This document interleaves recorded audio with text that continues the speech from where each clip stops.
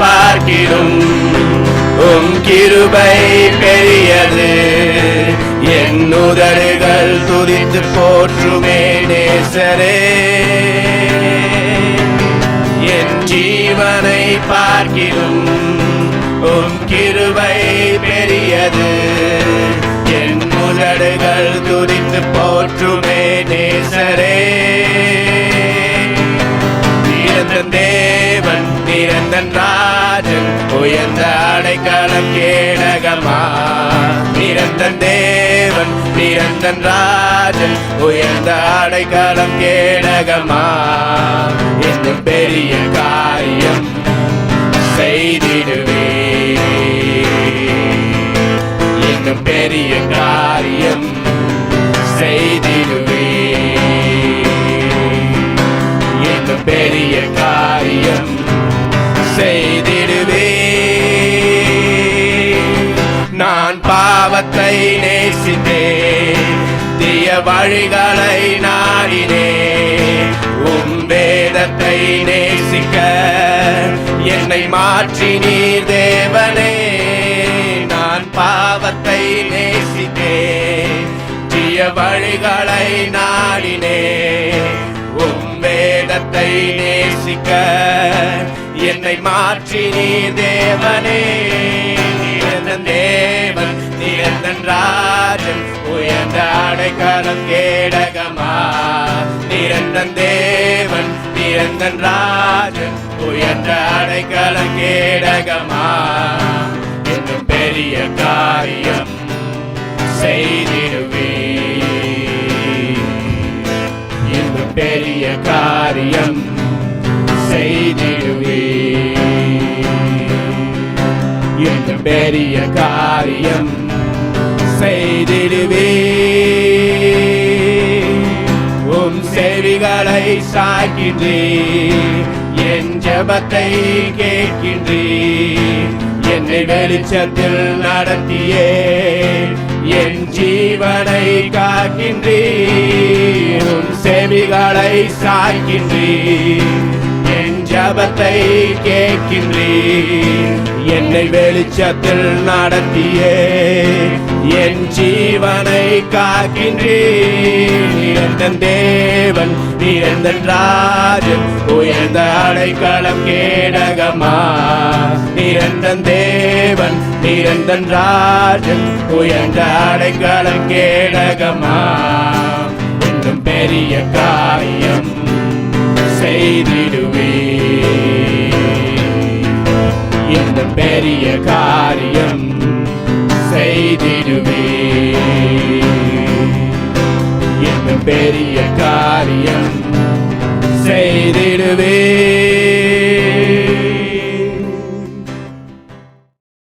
என் அன்பு சகோதர சகோதரிகளுக்கு இனிய காலை வணக்கங்கள். இன்று தங்கள் எல்லோரையும் இந்திய கிறிஸ்துவன் சபையின் சார்பாக வருக வருக என்று வரவேற்கிறேன். இந்த காலை ஆராதனைக்கு போகும் முன்பு சங்கீதம் 57:1-3 வரைக்கும் வாசித்து ஜெபத்தோடு தொடங்குவோம். எனக்கு இரங்கும் தேவனே, எனக்கு இரங்கும். உம்மை என் ஆத்மா அண்டிக் கொண்டிருக்கிறது. விக்னங்கள் கடந்து போகும் மட்டும் உமது சேட்டைகளின் நிழலிலே வந்தடைவேன். எனக்காக யாவையும் செய்து முடிக்க போகிற தேவனாகிய உன்னதமான தேவனை நோக்கி கூப்பிடுவேன். என்னை விழுங்க பார்க்கிறவன் என்னை நிந்திக்கையில் அவர் பரலோகத்திலிருந்து ஒத்தாசை அனுப்பி என்னை ரட்சிப்பார். தேவன் தமது கிருபையையும் தமது சத்தியத்தையும் அனுப்புவார். சகோதர சகோதரிகளே, இன்று நாம் தேவனை ஆராதிக்கும் பொழுது முழு மனதோடும் முழு பலத்தோடும் நாம் அவரை ஆராதிப்போம். வசனத்தில் கூறுவது போல அவர் நம்மை அவர்களே பரலோகத்திலிருந்து நமக்கு ஒத்தாசை அனுப்புவார் மற்றும் தேவன் தமது கிருபையும் தமது சத்தியத்தையும் அனுப்புவார் என்று வசனம் கூறுவது போல நாம் நம்பிக்கையோடு தேவனை ஆராதிப்போம், ஜபிப்போம். அன்பு தகப்பனே, இந்த காலை ஆராதனைக்கு தேவனே தங்கள் எல்லோரையும் அழைத்து வந்ததற்காக உமக்கு நன்றி செலுத்துகிறோம் கர்த்தாவே. இன்று சேர்ந்திருக்கிற சகோதர சகோதரிகளையும் நண்பர்களையும் கர்த்தாவே நீர் கொண்டு வந்திருக்கிறதற்காக உமக்கு நன்றி செலுத்துகிறோம் கர்த்தாவே. நாம் எல்லோரும் கர்த்தாவே உம்மை ஆராதிக்கும் பொழுது முழு ஆத்மாவோடும் முழு பலத்தோடும் கர்த்தாவே ஆராதிக்க உதவி செய்யும்படி உங்களுக்கு நிச்சயம் கொண்டாடுகிறோம் கர்த்தாவே. போதிக்கிற சகோதரனை இங்கே விசேஷமாக தொட்டு ஆசிர்வதியும் வழியில் நடத்துமாறு உங்களை நிச்சயம் கொண்டாடுகிறோம் கர்த்தாவே. இந்த ஆராதனையிலே பங்கேற்கிற ஒவ்வொருத்தரையும் கர்த்தாவே நீர் சுவாமி விசேஷமான விதத்தில் ஆசீர்வதித்து இந்த ஆராதனைக்கு பங்கேற்கிற ஒவ்வொரு சகோதர சகோதரிகளையும் கர்த்தாவே நீர் ஆசீர்வதியும் கர்த்தாவே. நீரே பொறுப்பேற்றுக் கொண்டு உங்களுடைய பரிசுத்த ஆவின் வல்லமையினால் வழிநடத்துமாறு கெஞ்சி மன்றாடி சுஜபத்தை ரட்சகரும் கர்த்தருமான இயேசுவின் பரிசுத்த நாமத்தினால் ஜெபிக்கிறேன் ஜீவனுள்ள நல்ல தகப்பனே, ஆமேன்.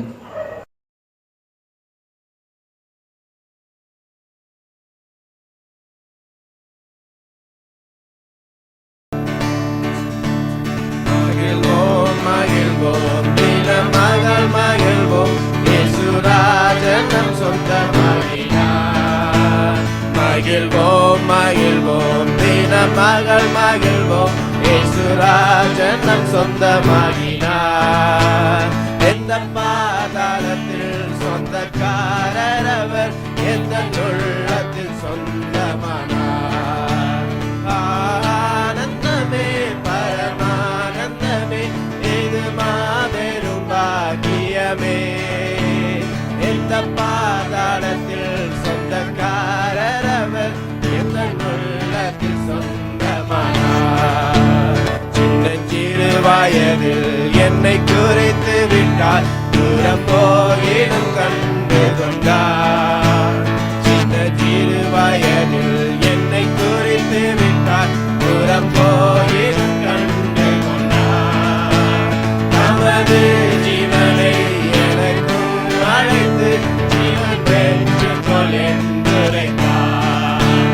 ஆனந்தமே பரமானந்தமே, இது மாபெரும் பாக்கியமே. இந்த பாதாளத்தில் சொந்தக்காரர் அவர், எங்கள் உள்ளத்தில் சொந்தமானார். எந்த சூழ்நிலையும் அவர் அன்பை நின்று என்னை பிரிக்காத காத்துக் கொள்வார். எந்த சூழ்நிலையும் அவர் அன்பை நின்று என்னை பிரிக்காத காத்துக் கொள்வார். என்னை நம்பி அவர் தந்த பொறுப்பதனை அவர் வரும் வரை காத்துக் கொள்வேன்.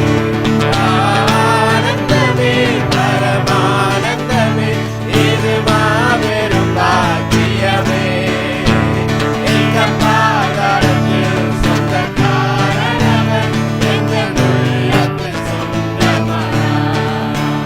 எந்த பாதாளத்தில் சொந்தக்காரர் அவர், எங்கள் உள்ளத்தில் சொந்தமானார். காலை வணக்கம் சகோதர சகோதரிகளே. இந்த அற்புதமான ஞாயிற்றுக்கிழமை நாம் எல்லோருமாக ஒன்று கூடி தேவனை ஆராதிப்பதில் மகிழ்ச்சி அடைகிறேன். நமக்கு எல்லாத்துக்கும் தெரியும், இன்று இந்த உலகம் ஒரு மிகப்பெரிய நெருக்கடியை சந்தித்து கொண்டிருக்கிறது என்று. அநேக சகோதர சகோதரிகள் இந்த கோவிட் தொற்றினால் தொடர்ந்து பாதித்து கொண்டிருக்காங்க. நாம் அவர்களுக்காக ஜெபிப்பதோடு சேர்ந்து நம்முடைய வாழ்க்கையிலும் கொஞ்சம் கவனத்தோடு நம்ம போகையிலும் வருகையிலும் ஜாக்கிரதையாக இருப்போம். இந்த நேரத்தில் நாம் ஒரு ஜெபத்துடன் ஆரம்பிக்கலாம். ஜெபிப்போம். அன்பின் தகப்பனே, இந்த அற்புதமான ஞாயிற்றுக்கிழமை காலைக்காக உமக்கு நன்றி. இந்த நாளிலே நீர் நாங்கள் எல்லோரையும் ஒன்று கூடி உம்முனை ஆராதிப்பதற்கு நீர் கொடுத்த இந்த ஸ்லாக்கியத்துக்காக உமக்கு நன்றி தகப்பனே. தேவனே, நீர் எங்களோடு இருந்து எங்களை இந்நாள் வரை காத்து வழிநடத்தி வந்ததற்காக உமக்கு நன்றி ஆண்டவரே. தகப்பனே, எங்கள் மத்தியில் அநேக சகோதர சகோதரிகள் வியாதியினாலும் இந்த கோவிட் தொற்றினாலும் பாதிக்கப்பட்டு கஷ்டப்பட்டு கொண்டிருக்காங்க ஆண்டவரே. தகப்பனே, அவர்களை குணப்படுத்தி அவர்களை ஆசீர்வதியும் ஆண்டவரே. தகப்பனே, இந்த நேரத்திலே நாங்கள் பார்க்க போகிற செய்தி, நீர் எங்கள் இடைப்பட்டு இந்த பேச போகிற வார்த்தைகள் எங்களோடு தான் இருக்காம ஆண்டவரே. நீர் எங்களோடு இடைப்படும், பேசும், எங்களை வழி நடத்தும். இந்த ஆராதனை உம்முடைய பாதப்படியில் ஒப்பு கொடுத்து எல்லாம் ஆண்டவரும் இரட்சகருமான இயேசு கிறிஸ்துவின் உன்னத நாமத்தில் ஜெபிக்கிறேன் நல்ல பிதாவே, ஆமென். சகோதர சகோதரிகளே, நாம் கடந்த வாரம் முதல் ஒரு புதிய தொடர் பரிசுத்த ஆவியானவரை குறித்து நம்ம ஆரம்பிச்சிருக்கோம். அது உங்களுக்கு தெரிஞ்சிருக்கும்னு நினைக்கிறேன். அதனுடைய தொடர்ச்சியாக இன்று 2வது வாரம் பரிசுத்த ஆவியானவரை குறித்தே நாம் பார்க்க இருக்கிறோம். இன்றைய செய்தியின் தலைப்பு என்னவென்றால் பரிசுத்த ஆவியின் நிரந்தர குடியிருப்பு என்பதே. நம்முடைய கிறிஸ்துவ வாழ்க்கை விசுவாசத்தை குறித்து அதிகம் சொல்லக்கூடியதாக இருக்குது.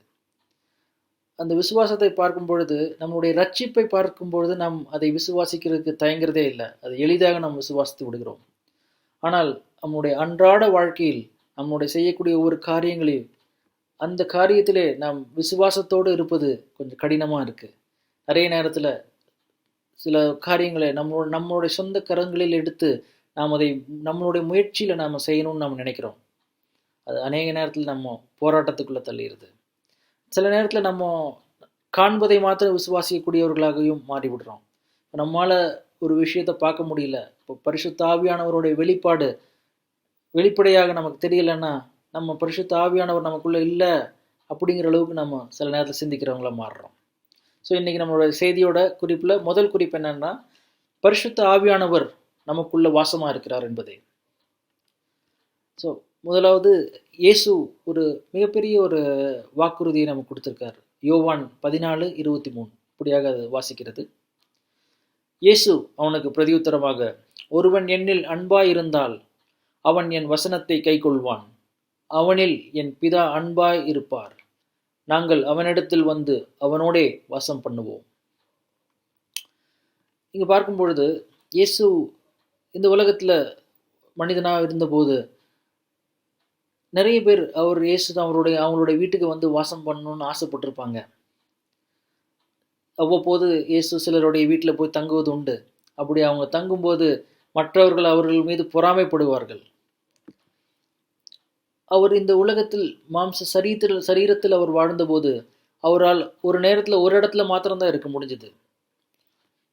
ஆனால் அவர் என்ன ஆசைப்பட்டார்னா, அவர் எல்லா விசுவாசிகளோடும் எப்பொழுதுமே இருக்க வேண்டும் என்று அவர் ஆசைப்படுகிறார். அதனால தான் இந்த வாக்கு தத்துவத்தை அவர் கொடுக்கிறார். மற்றொரு காரியம் நாம் நினைவு கூற வேண்டியது இருக்கு. மத்தேயு 28:20 இப்படியாக சொல்கிறது, இதோ உலகத்தின் முடிவு பரியந்தம் சகல நாட்களிலும் நான் உங்களுடனே கூட இருக்கிறேன் என்றார். ஆமென். இயேசு உலகெங்கிலும் உள்ள அனைத்து சீஷர்களோடும் நித்தியமாக இருக்க அவர் விரும்பினார். அவர் வெளிப்புறமாக இருப்பதை பற்றி அவர் சொல்லவில்லை. அவர் நம்முடைய சரீரத்திலே வாழ அவர் ஆசைப்படுகிறார். அது எப்படிப்பட்ட ஒரு பாக்கியமாக இருக்கு சகோதர சகோதரிகளே. இதை குறித்து வேதாகமத்தில் பல இடங்களில் இதை நாம் பார்க்க முடிகிறது. உதாரணமாக 1 யோவான் 3:24 இப்படியாக சொல்கிறது, அவருடைய கட்டளைகளை கைக்கொள்கிறவன் அவரில் நிலைத்திருக்கிறான், அவரும் அவனில் நிலைத்திருக்கிறார். அவர் நம்மில் நிலைத்திருக்கிறதை அவர் நமக்கு தந்தருளின ஆவியினாலே அறிந்திருக்கிறோம். மற்றுமாக கலாத்தியர் 4:6 இப்படியா சொல்லுது, மேலும் நீங்கள் புத்திரராய் இருக்கிறபடியினால் அப்பா பிதாவே என்று கூப்பிடத்தக்கதாக தேவன் தமது குமாரனுடைய ஆவியை உங்கள் இருதயங்களில் அனுப்பினார். இந்த வசனங்கள் எல்லாம் பார்க்கும்போது இவைகள் எல்லாமே நம்மை ஒரே திசைக்கு நேராக கொண்டு போகிறது. அது என்னவென்றால், பரிசுத்த ஆவியானவர் ஒரு விசுவாசியினுள் வாசமாக இருக்கிறார் என்பதை தான் இது குறிக்கிறது. இதை பற்றி இன்னும் அதிகமாக ஒரு தெளிவாக பார்க்க வேண்டுமென்றால் 1 கொரிந்தியர் 6:19 மற்றும் 20 இப்படியாக சொல்கிறது, உங்கள் சரீரமானது நீங்கள் தேவனாலே பெற்றும் உங்களில் தங்கியும் இருக்கிற பரிசுத்த ஆவியினுடைய ஆலயமாய் இருக்கிறதென்று நீங்கள் உங்களுடையவர்கள் அல்லவென்று அறியீர்களா? கிரயத்துக்கு கொல்லப்பட்டீர்களே, ஆகையால் தேவனுக்கு உடையவர்களாகிய உங்கள் சரீரத்தினாலும் உங்கள் ஆவியினாலும் தேவனை மகிமைப்படுத்துங்கள். இங்கு நாம் நினைவு கூற வேண்டிய விஷயம் என்னவென்றால், தாவீது ராஜா தேவனுடைய ஆலயத்தை கட்டுவதற்காக எபூசியனாகிய அர்வனாவின் இடத்தில் போய் அவன் வாங்கும் பொழுது அவன் அதை கிரயமாக விலை கொடுத்துதான் அதை வாங்கினான். அவன் அதை இலவசமாக அவன் பெற்றுக்கொள்ள விரும்பவில்லை. அதே போல நம்முடைய சரீரமானது நம் ஆண்டவராகிய இயேசு கிறிஸ்து அவருடைய சொந்த பரிசுத்தமான இரத்தத்தினால், மாசற்ற அந்த இரத்தத்தினால் அவர் நம்மை விலைக்கிரயம் கொடுத்து நம்மை அவருக்கென்று பெற்றுக்கொண்டார். அது எதற்காக என்றால், அந்த பரிசுத்தமான அவருடைய இரத்தம் எதற்கு சிந்தி எடுக்கப்பட்டதென்றால், அவர் இந்த நம்முடைய சரீரமான இந்த ஆலயத்தை அவர் தங்குமிடமாக அவர் இருக்க விரும்பினார். அதற்காகத்தான் அவர் இப்படி ஒரு தியாகம் செய்ய வேண்டியதாக இருந்தது. மேலும் இந்த வசனங்களை பார்க்கும் பொழுது அது ஒரு நிரந்தரமான ஒரு காரியத்தை குறித்து தான் பேசுகிறது. பரிசுத்த ஆவியானவர் நம்மோடு எப்பொழுதுமே நிரந்தரமாக நமக்குள்ளே வாசம் செய்ய விரும்புகிறார். அவர் வெறுமென்று வந்துவிட்டு கடந்து செல்லக்கூடியவராக இல்லை. அவர் நம்மை விட்டு போக அவருக்கு மனதில்லை. அவர் நம்மோடு நிரந்தரமாக இருக்கத்தான் அவர் விரும்புகிறார்.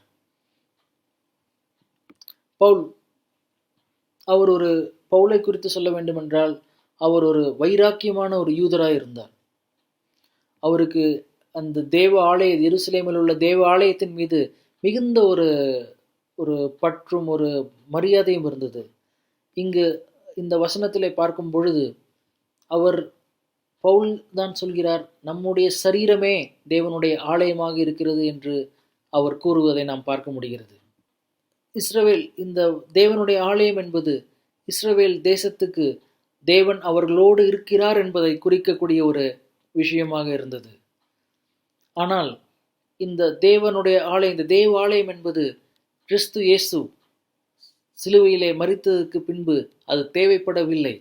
ஏனென்றால் அவர் மரித்த பின்பு அவர் அந்த தேவாலயத்தில் வாசம் பண்ண விரும்பவில்லை. மாறாக நம்முடைய சரீரத்திலே அவர் வாசம் பண்ண, நமக்குள் அவர் வாசம் பண்ண விரும்பினார். அவர் மரித்தவுடன் அந்த பாவம் என்கிற அந்த தடையை நீக்கி மனிதனுக்கும் தேவனுக்கும் உண்டான அந்த ஒரு உறவை சரியாக்கினார். இதை அடையாளப்படுத்தும் விதமாக நாம் வாசிக்கிறோம். மார்க் 15வது அதிகாரம் 38 வாசிப்பதை போல, தேவாலயத்தின் திரை சீலையானது மேல் தொடங்கி கீழ் வரை 2ஆக கிழிந்தது. இந்த விஷயம் எதை குறிக்கிறது என்றால், தேவனே இந்த மாற்றத்தை, இந்த உறவை அவர் விரும்பினார் என்பதைத்தான் காட்டக்கூடிய விதமாக அந்த தேவாலயத்தின் திரை சீலை கிழிக்கப்பட்டது. சகோதர சகோதரிகளே, நாம் உணர வேண்டிய ஒரு காரியம் என்னவென்றால், நம்முடைய சரீரமானது தேவனுடைய ஆலயமாக இருக்கிறது. அங்குதான் தேவனுடைய பரிசுத்த ஆவியானவர் வந்து வாசம் செய்யக்கூடியவராக இருக்கிறார். அதனால் நம்முடைய சரீரத்தை நாம் எப்படியாக பயன்படுத்த வேண்டியது இருக்கிற சகோதர சகோதரிகளே, அதற்கு பவுல் ஒரு பதிலை கூறுகிறார். வாசிக்கலாம். வசனம், ரோமருக்கு எழுதின நிருபம் 12வது அதிகாரம் 1வது வசனம் இப்படியாக சொல்கிறது: அப்படி இருக்க சகோதரரே, நீங்கள் உங்கள் சரீரங்களை பரிசுத்தமும் தேவனுக்கு பிரியமுமான ஜீவ பலியாக ஒப்பு கொடுக்க வேண்டும் என்றும் தேவனுடைய இரக்கங்களை முன்னிட்டு உங்களை வேண்டிக் கொள்ளுகிறேன். இதுவே நீங்கள் செய்யத்தக்க புத்தியுள்ள ஆராதனை. நாம் தேவனுடைய கிருபையினாலும் இரக்கத்தினாலும் நாம் ரட்சிக்கப்பட்டிருக்கிறோம்.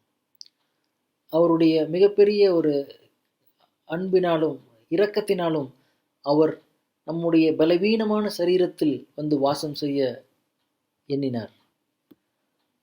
இதற்கு நாம் எப்படியாக நன்றி கடன் பட்டிருக்க, நாம் எப்படி இருக்க வேண்டும்? பவுல் அதற்கு பதிலை கூறுகிறார். நீங்கள் உங்கள் சரீரங்களை பரிசுத்தமும் தேவனுக்கு பிரியமுமான ஜீவ பலியாக ஒப்பு கொடுக்க வேண்டும். இதுவே ஒரு முறையான மெய்யான ஆராதனை என்று அவர் நமக்கு கூறுகிறார். நாம் தேவனுக்கு ஏதாவது பலி செலுத்த வேண்டுமென்றால் அது சுத்தமாகவும் மாசற்றதுமாக இருக்க வேண்டுமென்று நாம் அறிவோம். இங்கு வசனம் சொல்கிறது, நம்முடைய சரீரமே தேவனுக்கேற்ற ஒரு ஜீவ பலியாக நாம் அர்ப்பணிக்க வேண்டும் என்று இங்கு நமக்கு வசனம் சொல்கிறது. அது பரிசுத்தமாகவும் தேவனுக்கு பிரியமாகவும் வழங்கப்பட வேண்டும். அதுவே மெய்யான மற்றும் முறையான ஒரு ஆராதனையா இருக்கு. சிந்தித்து பாருங்கள், நம்முடைய சரீரத்தை நாம் எப்படி பயன்படுத்துகிறோம்? இல்லை என்றால் தேவன் எப்படி உணர்வார்? நாம் அதை நம்முடைய சரீரத்தை மதுபானத்துக்கும் போதைக்கும் ஒழுக்கக்கேடுக்கும் நாம் ஒப்புக் கொடுக்கும் பொழுது தேவனை எப்படியாக தேவன் உணர்கிறார்? அவர் எப்படி வேதனைப்படுகிறார்? எப்படியாக நாம் நம்முடைய நாவை பலவிதமான முறுமுறுப்பும், பிறரை குற்றம் சொல்வதும், அகந்தையாக பேசும் பொழுதும் அது எப்படியாக தேவன் எப்படி வேதனைப்படுவார் என்று நாம் சிந்தித்து பார்ப்போம். மாறாக நம்முடைய சரீரத்தையும் நம்முடைய ஒவ்வொரு அவயவங்களையும் தேவனுக்கு மகிமை உண்டாகும்படி அவருக்கு பிரியமாக வாழ நாம் ஒப்புக் கொடுப்போம். இரண்டாவது குறிப்பு, பரிசுத்த ஆவியானவர்களே முத்திரை செய்யப்படுவது. அதுவே இன்றைக்கு இரண்டாவது குறிப்பா இருக்கு. இந்த வார்த்தை, முத்திரை என்று சொல்லப்படக்கூடிய இந்த வார்த்தை நாம் புதிய ஏற்பாட்டிலே சில முறை நாம் பார்க்க முடிகிறது. நாம் வாசிக்கலாம் ஒரு வசனம் அதை குறித்து. எபேசியர் 1வது அதிகாரம் 13-14 வசனங்கள். நீங்கள் உங்கள் இரட்சிப்பின் சுவிசேஷமாகிய சத்திய வசனத்தை கேட்டு விசுவாசிகளான போது வாக்குத்தத்தம் பண்ணப்பட்ட பரிசுத்த ஆவியால் அவருக்குள் முத்திரை போடப்பட்டீர்கள். அவருக்கு சொந்தமானவர்கள் அவருடைய மகிமைக்கு புகழ்ச்சியாக மீட்கப்படுவார்கள் என்பதற்கு ஆவியானவர் நம்முடைய சுதந்திரத்தின் அச்சாரமாயிருக்கிறார். நாம் கிறிஸ்தவர்களாக மாறும் பொழுது தேவன் அவருடைய பரிசுத்த ஆவியானவர் மூலியமாக நம்மை முத்திரையிடுகிறார். அதை குறித்து, இந்த முத்திரை என்பதை குறித்து ஒரு சில இடங்களில் நாம் வாசிக்கிறோம். உதாரணத்துக்கு மத்தேயுவில் 27வது அதிகாரம் 66வது வசனத்திலே நாம் பார்க்கிறோம், இயேசுவினுடைய கல்லறையானது முத்திரை போடப்பட்டது என்று பார்க்கிறோம். அதேபோல் வெளிப்படுத்தின விசேஷம் 20வது அதிகாரத்தில் நாம் இப்படியாக சொல்கிறது, சாத்தானை 1000 வருடம் பாதாளத்திலே முத்திரையிடப்பட்டிருக்கிறான் என்று வசனம் சொல்கிறது. இது ஒவ்வொரு இடத்திலையும் பார்க்கும் பொழுது இந்த முத்திரை என்று சொல்லக்கூடியது ஒரு விதமான ஒரு பாதுகாப்பும், ஒரு விதமான ஒரு பாதுகாப்பை குறித்து சொல்லக்கூடிய ஒரு அர்த்தத்திலே தான் நாம் பார்க்க முடிகிறது.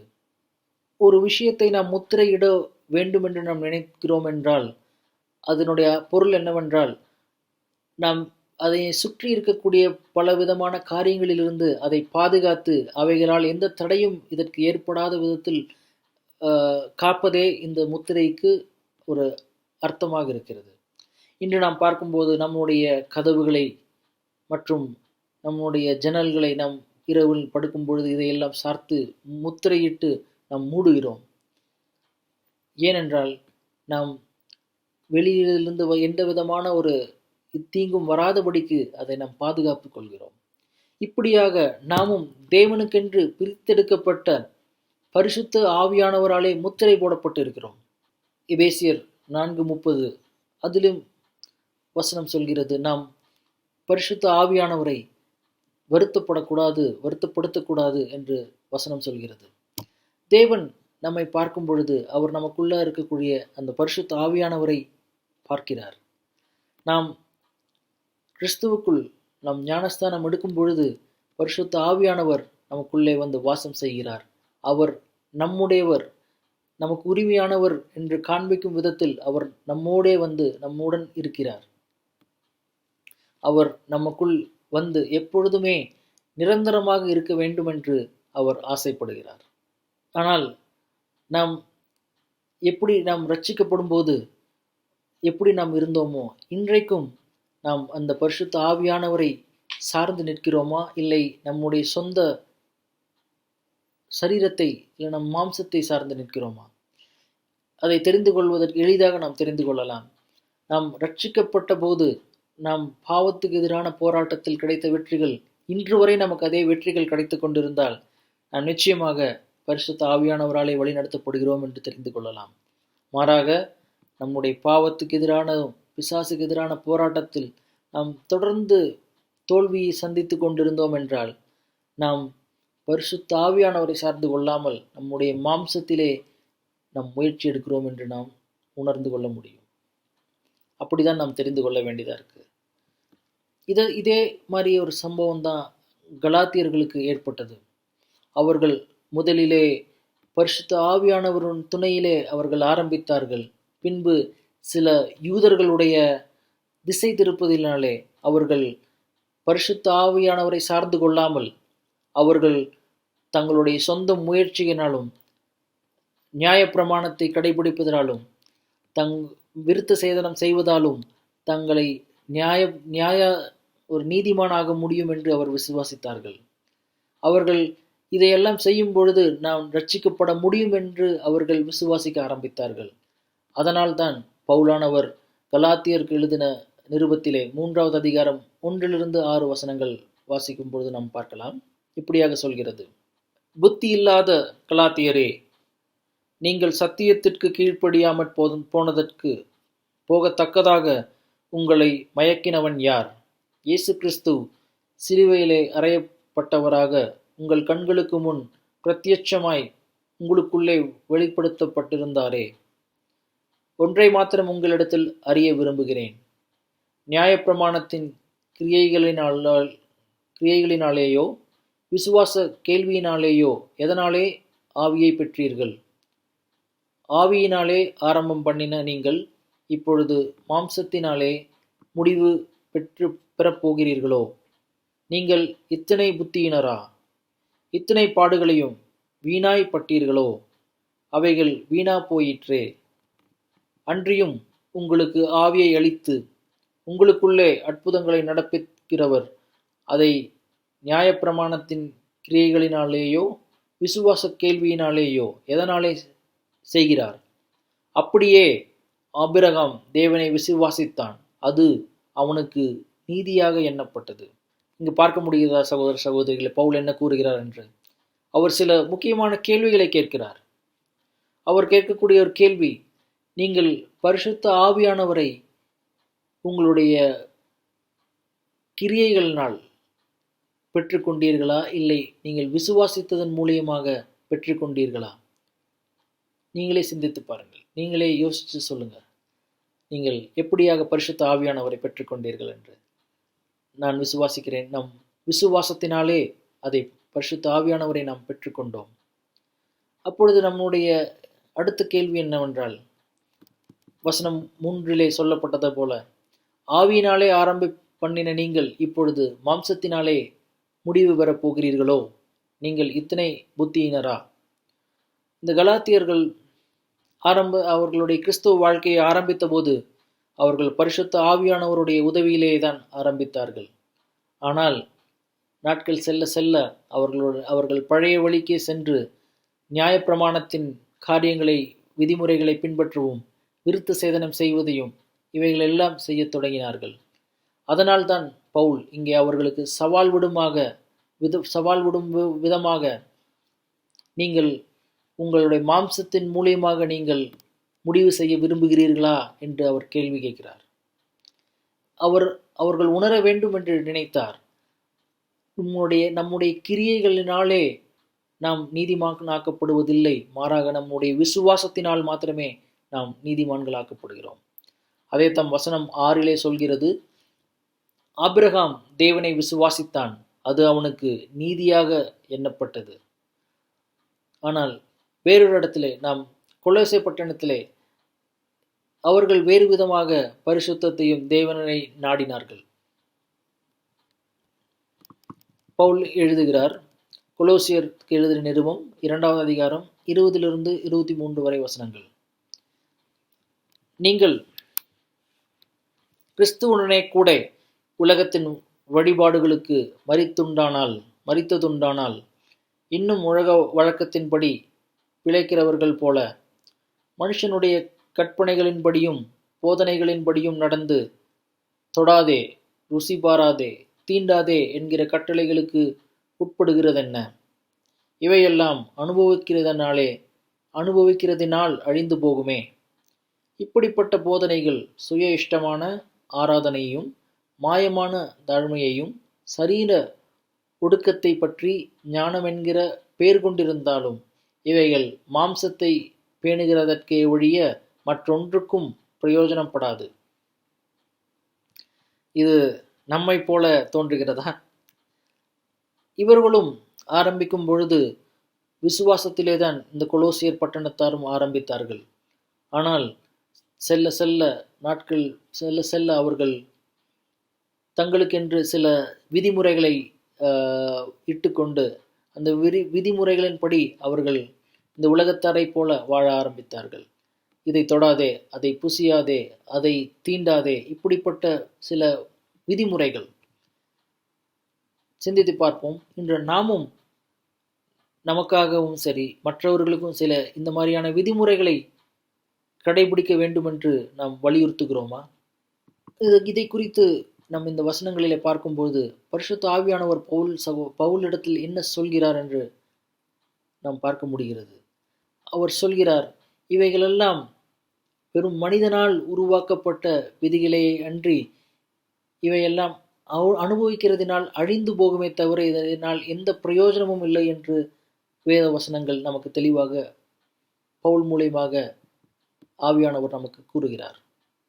இது வெறும் மனிதனுடைய கட்டளைகளை தவிர, இது பார்ப்பதற்கு இதிலே சில ஞானம் இருந்தாலும் இது வெறும் அழிந்து போகக்கூடிய மனிதனுடைய விதிமுறைகளே என்று வசனங்கள் நமக்கு தெளிவாக சொல்கிறது.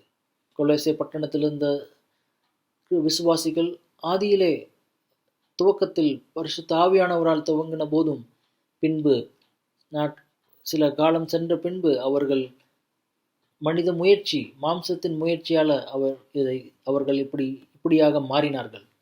சகோதர சகோதரிகளே, நாம் கலாத்தியர்கள் 3வது அதிகாரம் 3வது வசனம் சொல்வதைப் போல நாம் அத்தனை புத்தியினரா? ஆவியிலே துவங்கினதை நாம் மாம்சத்திலே முடிப்பதற்கு முயற்சி எடுக்கிறோமா? அப்படி என்றால் நாம் எப்படிப்பட்ட ஒரு வாழ்க்கை வாழ வேண்டும் என்று வசனங்கள் சொல்கிறது? இல்லை தேவன் எதை குறித்து எதிர்பார்க்கிறார்? நாம் எப்படி வாழ வேண்டும் என்று தேவன் எதிர்பார்க்கிறார்? நாம் கிறிஸ்துவனுடைய அன்பினாலே நாம் வாழ வேண்டும் என்றுதான் தேவன் எதிர்பார்க்கிறார். அதை குறித்து பவுலானவர் நமக்கு எழுதியிருக்கிறார். 2 கொரிந்தியர் 5வது அதிகாரம் வசனங்கள் 14-15 இதை வாசிக்கும் பொழுது இப்படியாக வாசிக்கிறது. கிறிஸ்துவனுடைய அன்பு எங்களை நெருக்கி ஏவுகிறது. ஏனென்றால் எல்லோருக்காகவும் ஒருவரை மரித்திருக்க எல்லாரும் மரித்தார்கள் என்றும், பிழைத்திருக்கிறவர்கள் இனி தங்களுக்கென்று பிழைத்திராமல் தங்களுக்காக மரித்து எழுந்தவருக்கென்றே பிழைத்திருக்கும்படி அவர் எல்லாருக்காகவும் மரித்தார் என்றும் நிதானிக்கிறோம். சகோதர சகோதரிகளே, இன்று எப்படியாக நாம் வாழ்ந்து கொண்டிருக்கிறோம்? நம்முடைய கிறிஸ்துவ வாழ்க்கை நாம் கிறிஸ்துவனுடைய அன்பினால் நெருக்கி ஏவப்பட்டு வாழ்கிறோமா? இல்லை என்றால் அது ஒரு மதமாக சில கட்டளைகளை கடைபிடிப்பதன்படி நாம் வாழ்ந்து கொண்டிருக்கிறோமா? நாம் கிறிஸ்துவனுடைய அன்பினாலே இந்த வாழ்க்கையை கிறிஸ்துவ வாழ்க்கையை வாழ்ந்தோம் என்றால் நாம் நமக்காக வாழ மாட்டோம். அது நாம் நமக்காக மரித்த அவருக்காக நம்முடைய வாழ்க்கையை நாம் வாழ்வோம். பரிசுத்த ஆவியானவர் நமக்கு எதற்கு கொடுக்கப்பட்டிருக்கிறார் என்றால் இதை குறித்து நமக்கு ஞாபகப்படுத்தவும், கிறிஸ்துவனுடைய அன்பை நமக்கு ஒவ்வொரு கட்டத்திலும் நமக்கு விளக்கி சொல்வதற்கும், அதன் மூலியமாக நம்முடைய வாழ்க்கை தேவனுக்கு பிரியமாகவும் அந்த அன்பினாலே நம்ம கிறிஸ்துவ வாழ்க்கை வாழத்தக்கதாக நம்மை மாற்றுவதற்காகத்தான் இந்த பரிசுத்த ஆவியானவர் நமக்கு கொடுக்கப்பட்டிருக்கார். நாம் கேட்க வேண்டிய ஒரு கேள்வி என்னவென்றால், நாம் பரிசுத்த ஆவியானவரால் நாம் வழி நடத்தப்படுகிறோமா, இல்லை நம்மளுடைய மாம்சத்தினால் நாம் வழி நடத்தப்படுகிறோமா? இன்று நம்முடைய 3வது குறிப்பு அதுதான், பரிசுத்த ஆவியானவரை சார்ந்து கொண்டிருப்பது. நம் வாழ்க்கையில் நாம் பரிசுத்த ஆவியானவரை சார்ந்து ஆவியில் நிரப்பப்பட்ட ஒரு வாழ்க்கை வாழ வேண்டுமென்றால் அதற்கு முக்கியமாகவும் முதலாவது காரியம் என்னவென்றால், நாம் உணர்வது, நாம் நம்முடைய சொந்த முயற்சியால் எதையுமே நம்மால் சாதிக்க முடியாது என்பதை நாம் முற்றிலும் உணர்ந்து நம்முடைய தேவனுடைய பரிசுத்த ஆவியானவரிடத்தில் நாம் முழுமையாக ஒப்பு கொடுக்கவும், அவரை தவிர அவருடைய உதவி இல்லாமல் என்னால் ஒரு பரிசுத்தமான தேவனுக்கு பிரியமான ஒரு வாழ்க்கை வாழ முடியாது என்ற அந்த ஒரு எண்ணம், அந்த அதை புரிந்து கொள்ளுதல் நமக்கு வரும் வரை நாம் ஒரு தேவனுக்கு பிரியமான ஒரு பரிசுத்த ஆவியானவரால் வழி நடத்தப்பட்ட ஒரு வாழ்க்கை வாழ முடியாது. வசனம் இப்படியாக சொல்கிறது. ரோமருக்கு எழுதின நிருபம் 8வது அதிகாரம் 5-8 வரை வசனங்கள் இப்படி சொல்கிறது. அன்றியும் மாம்சத்தின்படி நடக்கிறவர்கள் மாம்சத்துக்குரியவைகளை சிந்திக்கிறார்கள், ஆவியின்படி நடக்கிறவர்கள் ஆவிக்குரியவர்களை சிந்திக்கிறார்கள். மாம்ச சிந்தை மரணம், ஆவியின் சிந்தையோ ஜீவனும் சமாதானமுமாம். எப்படி என்றால், மாம்ச சிந்தை தேவனுக்கு விரோதமான பகை. அது தேவனுடைய நியாயப்பிரமாணத்துக்கு கீழ்ப்படியாமலும் கீழ்ப்படியக்கூடாமலும் இருக்கிறது. மாம்சத்துக்குட்பட்டவர்கள் தேவனுக்கு பிரியமாய் இருக்க மாட்டார்கள். நம் வாழ்க்கை நம்முடைய விருப்பங்களை பின்தொடர்வதுதான் நம்முடைய வாழ்க்கையா இருக்கிறது. யாருடைய விருப்பத்தை நாம் நிறைவேற்றுபவர்களாக இருக்கிறோம்? நமக்கு ரெண்டு விதமான வழிகளிலே நாம் செல்லலாம். ஒன்று, நாம் நம்முடைய சொந்தமான விருப்பத்தை நிறைவேற்றுகிறவர்களாக நாம் வாழலாம். மற்றொன்று, நம் தேவனுடைய விருப்பத்தை செய்கிறவர்களாக நாம் வாழலாம். நம்முடைய சொந்த முயற்சியிலே நாம் வாழ்வதன் பெயர் மாம்சத்தின் வழி என்று வேதாகமம் நமக்கு கூறுகிறது. நாம் மாம்சத்தின்படி மாம்சத்தின் விருப்பத்தை நிறைவேற்றத்தக்கதாக நாம் வாழ்ந்து கொண்டிருந்தோம் என்றால், நாம் மாம்சத்திற்கேற்ற விருப்பங்களை நாம் செய்வோம். அதனுடைய முடிவு என்னவென்றால், நாம் எல்லா விதமான பாவத்துக்கும் ஈடுபட்டு பாவத்தின் வழியிலே நாம் வாழத் தொடங்கி விடுவோம். இந்த மாதிரி வாழ்வதற்கு நமக்கு எந்த விதமான பயிற்சியும் தேவையில்லை. நம்முடைய பழைய வாழ்க்கை ஒன்றே அதற்கு போதும். நம் கிறிஸ்தவர் ஆகிறதுக்கு முன்னாடி நம்முடைய வாழ்க்கை இந்த மாதிரி பாவத்திலே நிறைந்த ஒரு வாழ்க்கையாக இருந்தது. அதுதான் வேதமும் சொல்கிறது. தொடர்ந்து அதிகரிக்கும் துன்மார்க்கத்துக்கு உள்ளார நாம் சென்று விடுவோம். ஆனால் அதற்கு மாறாக நாம் தொடர்ந்து அதிகரிக்கும் நீதியை உண்டான ஒரு வாழ்க்கை நாம் வாழ வேண்டுமென்றால் நாம் மாற வேண்டியதாக இருக்கிறது. பவுலானவர் சொல்கிறார், ஆவியின்படி நடக்கிறவர்கள் ஆவிக்குரியவைகளை சிந்திக்கிறார்கள் என்று வேதவசனம் பவுலானவர் சொல்கிறார். வேதவசனத்திலே நமக்கு எதற்காக தேவன் அவருடைய பரிசுத்த ஆவியானவரை நமக்கு வாசமாக இருக்க கொடுத்திருக்கிறார்? அது எதுக்கென்றால், நம்மை சீர்படுத்தவும், நமக்கு பயிற்சி அளிக்கவும், நம்மை வழிநடத்துவதற்கும், இந்த உலகத்துக்கு மாறாக தேவனுக்கு பிரியமாக வாழ்வதற்காகவே பரிசுத்த ஆவியானவர் நமக்கு கொடுக்கப்பட்டிருக்கிறார். சுருக்கமாக சொல்ல வேண்டுமென்றால், பரிசுத்த ஆவியானவர் நம்மை தேவனுக்கு பிரியமான ஒரு வாழ்க்கை வாழ்வதற்கு அவர் நமக்கு வழி நடத்தி அவர் நமக்கு கொண்டு செல்கிறார். அதற்கு நேராக நம்மை கொண்டு செல்கிறார். நமக்கு பரிசுத்த ஆவியானவர் மூலியமாக வழி நடத்தப்படும் போது தேவனுக்கு பிரியமான ஒரு வாழ்க்கை நம்மால் வாழ முடியும். இன்றும் கூட அநேகர் நமக்குள்ள பரிசுத்த ஆவியானவரை சார்ந்தில்லாமல் நம்முடைய சொந்த வழியிலே நாம் வாழ்ந்து கொண்டிருக்கிறோம். அதனால் தான் சகோதர சகோதரிகள், நமக்குள் நிறைய நேரத்தில் ஒரு சமாதானமும் ஒரு அமைதியும் நம்மளுடைய வாழ்க்கையில் இருக்கிறதில்லை.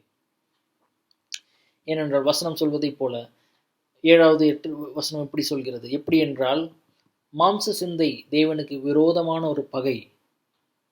அது தேவனுடைய நியாயப்பிரமாணத்துக்கு கீழ்ப்படியக்கூடாமலும் இருக்கிறது. இன்று நம்முடைய மனதை எது நம்மை கட்டுப்படுத்துகிறது? எது நம்மை வழிநடத்துகிறது? நம்முடைய சொந்த மாம்சமா இல்லை தேவனா? நம்முடைய மனது தேவனால் கட்டுப்படுத்தப்பட்டிருந்தால் நாம் தேவனுக்கு பிரியமான வழியில் வாழ்வோம். மாறாக அது நம்முடைய மாம்சத்தினால் கட்டுப்பட்டிருந்தால் நாம் தேவனுக்கு விரோதமாகவும் தேவனுக்கு எதிரிகளாக நாம் வாழ்ந்து கொண்டிருப்போம். வசனம் 8 சொல்வதைப் போல, மாம்சத்துக்கு உட்பட்டவர்கள் தேவனுக்கு பிரியமாய் இருக்க மாட்டார்கள் என்று வேதவசனம் சொல்கிறது. இதை குறித்து இயேசுவும் வேறொரு இடத்தில் சொல்கிறார். மத்தேயு 6:24 இப்படியாக சொல்கிறது, யாருமே 2 எஜமான்களுக்கு ஊழியம் செய்ய முடியாது. ஏனென்றால் அவர் ஒருவரை அன்பு செய்து மற்றவரை வெறுத்து விடுவார் என்று வேதவசனம் சொல்கிறது. இங்கு நாம் பார்க்கும் பொழுது நாம் நம் ஏதோ ஒரு எஜமானுக்கு கீழே தான் நம்ம வேலை செய்ய முடியும். ஒன்றாக ஒருவேளை நாம் தேவனுக்கு கீழ்ப்பட்டு அவரே நம்முடைய எஜமானாக்கி அவருக்காக நம்ம வாழ முடியும். இல்லை என்றால் நம்முடைய மாம்சத்துக்கு கீழ்ப்படிந்து அதுவே நமக்கு எஜமானாக அப்படியும் வாழலாம். தேவன் நம்முடைய எஜமானாக இருக்க வேண்டுமென்றால் நாம் அவருக்கு முழுமையாக நம்மை அர்ப்பணிக்க வேண்டும். நாம் உணர வேண்டும், நமக்கு சொந்த முயற்சியால நம்முடைய வாழ்க்கையில எதுவுமே செய்ய முடியல அப்படிங்கிற ஒரு எண்ணம் நமக்குள்ள இருந்து நம்முடைய சொந்த முயற்சியால நம்முடைய பாவ வாழ்க்கையிலிருந்து நம்மால விடுபட முடியவில்லை, தொடர்ந்து தேவனுக்கு விரோதமாகத்தான் நான் வாழ்ந்து கொண்டிருக்கிறேன் என்று நமக்கு ஒரு எண்ணம் இருந்தால், நிச்சயமாக இன்று அப்படி ஒரு எண்ணம் நமக்குள்ள இருந்துச்சுன்னா அது நமக்கு ஒரு நல்ல ஒரு அடையாளம். ஏனென்றால் அது நமக்கு உணர்த்துகிறது நம்முடைய சொந்த மாம்சத்தின் முயற்சியால நம்மால் ஒரு நல்ல வாழ்க்கை வாழ முடியாது என்பதை. நாம் இப்பேற்பட்ட ஒரு நெருக்கடியான ஒரு சூழ்நிலையில் நாம் சந்திக்கும் பொழுது தேவன் நம்மிடத்தில் என்ன எதிர்பார்க்கிறார் என்றால், நாம் அவருக்கு அர்ப்பணித்து நம்மால் சொந்த முயற்சியால் நம்ம எதுவும் பண்ண முடியாது, நம்மால் ஒரு நல்ல ஒரு ஆவிக்குரிய வாழ்க்கை வாழ முடியாது என்பதை நாம் உணர்ந்து முழுமையாக அவரிடத்தில் சரணடைந்து அவரை சார்ந்து பரிசுத்த ஆவியானவரையே சார்ந்து நிற்க வேண்டும் என்று அவர் எதிர்பார்க்கிறார். இதைத்தான் தேவன் நம்மிடத்திலிருந்து நிச்சயமாக எதிர்பார்க்கிறார். அவரை சார்ந்து நிற்கவும் அவரிடத்தில் அர்ப்பணித்து வாழவும் அவர் நம்மை அதைத்தான் நம்மிடத்திலிருந்து அவர் எதிர்பார்க்கிறார். மற்றொரு காரியம் நாம் உணர வேண்டியது என்னவென்றால், நாம் பரிசுத்த ஆவியானவரிடத்தில் நாம் ஒப்பு கொடுக்கும் பொழுது நாம் உணர வேண்டிய ஒரு விஷயம் என்னவென்றால், நம்முடைய முயற்சியால் நம்ம எதையும் சாதிக்க முடியாது. இது நிச்சயமாக பரிசுத்த ஆவியானவர் மூலமாகவும் தேவனுடைய உதவியால் தான் நாம் வாழ முடியும் என்பதை நாம் முற்றிலுமாக உணர்ந்து நம்ம முழுமையாக நம்மை சரணடைய வேண்டும்.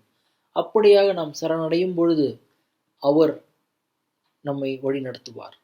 அவர் நம்மோடு இருந்து அவர் நம்மை தேவனுக்கு ஏற்ற மாதிரி தேவனுக்கு பிரியமுள்ள ஒரு வாழ்க்கை வாழ அவர் நமக்கு சரியான விதத்தில் பலப்படுத்தி நம்ம எங்கு தேவனுக்கு எப்படி வாழணும் என்று ஆசைப்படுகிறாரோ அதன்படி வாழ்வதற்காக நம்மை வழி நடத்துவார். சகோதர சகோதரிகளே, இது ஒரு முக்கியமான ஒரு விஷயமாக இருக்கிறது. எதை நாம் தேர்ந்தெடுக்கிறோம் என்பது, நாம் மாம்சத்தின்படி வாழ தேர்ந்தெடுக்கிறோமா இல்லை ஆவியின்படி வாழ தேர்ந்தெடுக்கிறோமா?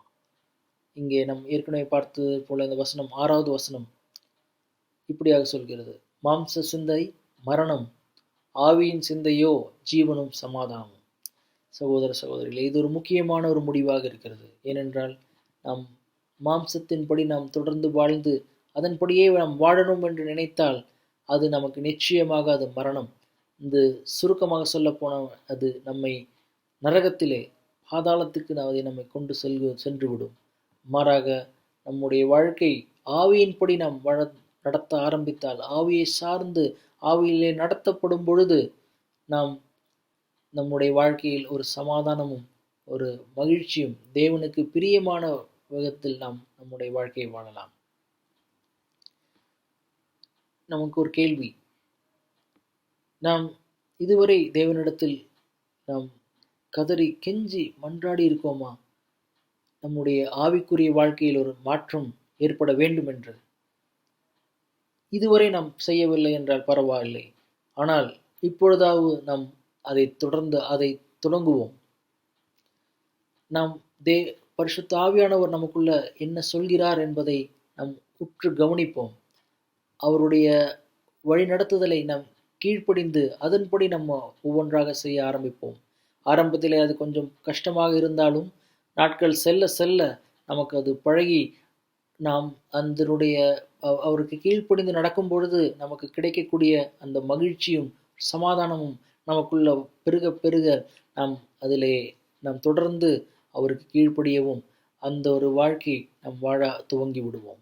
சீக்கிரத்தில் நாம் தேவனுக்கு பிரியமா ஒரு வாழ்க்கை வாழ்வதை நம்மால் உணர முடியும். சகோதர சகோதரிகளே, இன்று நாம் பரிசுத்த ஆவியானவர் சொல்வதை நாம் கேட்டு நாம் அவரை சார்ந்து வாழ கற்றுக்கொள்வோம்.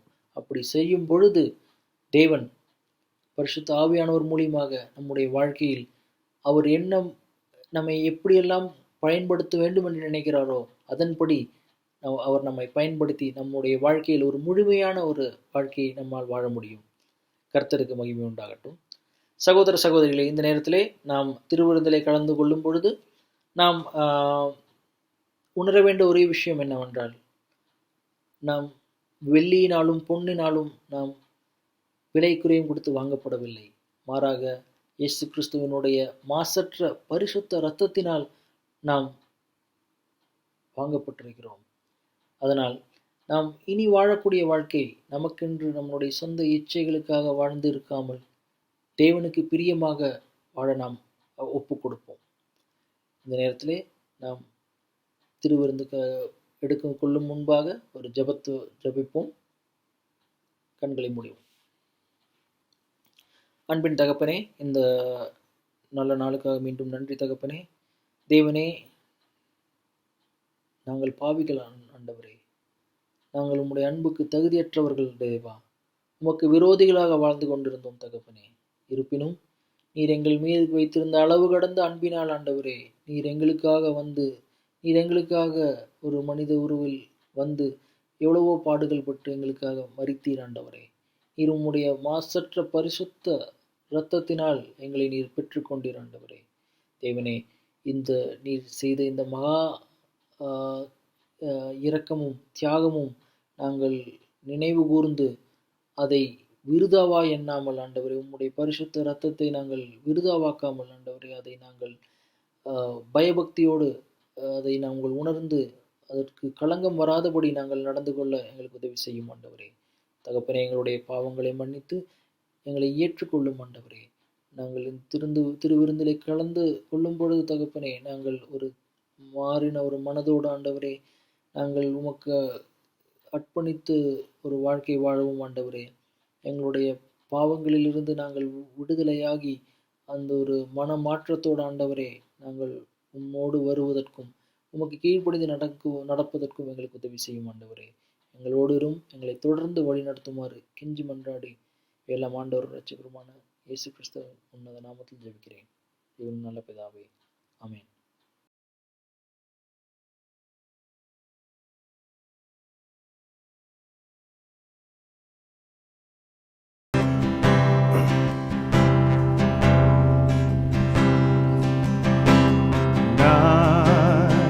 நானாகவே வந்து நிற்கிறேன்,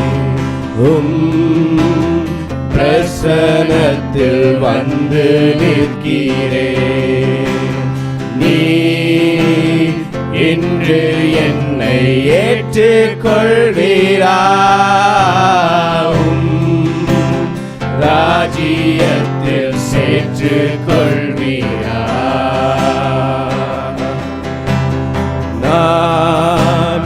நானாகவே வந்து நிற்கிறேன், பிரசனத்தில் வந்து நிற்கிறேன். நீ இன்று என்னை ஏற்றுக்கொள்வீரா?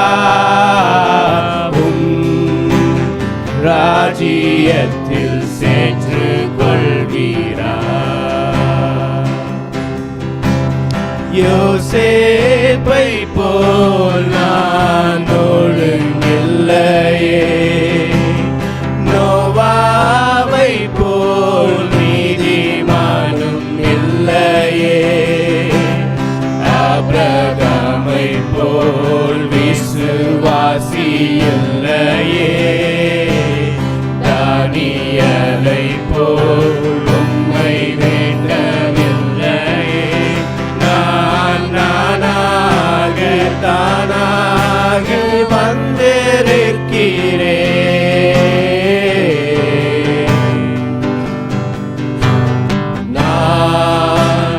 நானாகவே வந்து நிற்கிறேன்,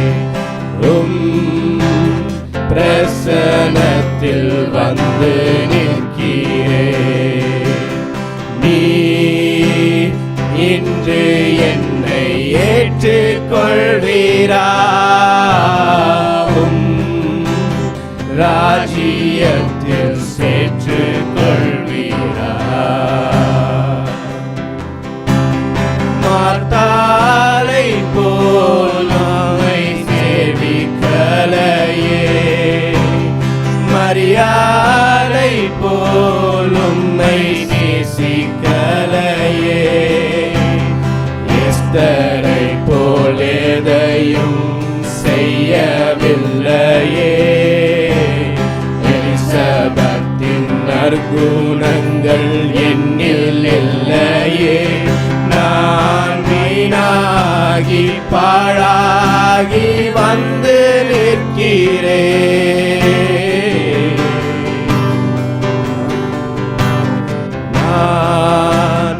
நானாகவே வந்து நிற்கிறேன். பிரசனத்தில் வந்து நிற்கிறேன். நீ இன்று என்னை ஏற்றுக்கொள்வீரா, ராஜ்யத்தில் சேர்த்துக்கொள்வீரா.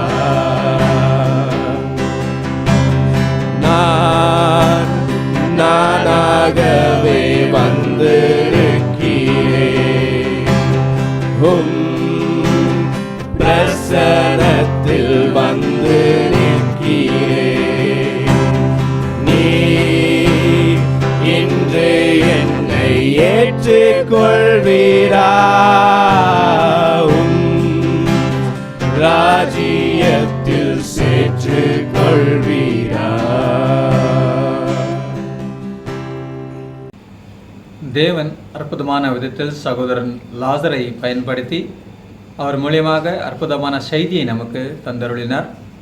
கண்டிப்பாக இந்த செய்தி நம்ம எல்லோருடைய வாழ்க்கையிலும் பயனுள்ளதாக இருக்கும் என்று நான் விசுவாசிக்கிறேன். கண்டிப்பாக நம்ம கேட்ட போதனையை நம்முடைய வாழ்க்கையில் போட்டு நடக்க முயற்சி செய்வோம் மற்றும் ஜபத்தின் மூலியமாக ஆராதனை முடிப்போம். ஜபிக்கலாம். அன்பு தேவனே, இதோ சகோதரன் லாசர் மூலமாக நீங்கள் கொடுத்த ஒவ்வொரு வசனங்களையும் கர்த்தாவை நாங்கள் மனதில் ஏற்றுக்கொண்டு முழுமையாக தேவனே நாங்கள் உம்மை பின்பற்றி உமக்கு உகந்த பிள்ளைகளாக ஜீவிக்கும் முடிவு எங்களை ஆசீர்வதியும் வழிநடத்துமாறு எங்களை நிச்சயம் என்று ஆடுகிறோம். கர்த்தாவை கண்டிப்பாக தேவனே, நீர் உம்முடைய பரிசுத்த ஆவின் வல்லமையினால் எங்கள் எல்லோரையும் தொடங்க ஆசீர்வதிங்க.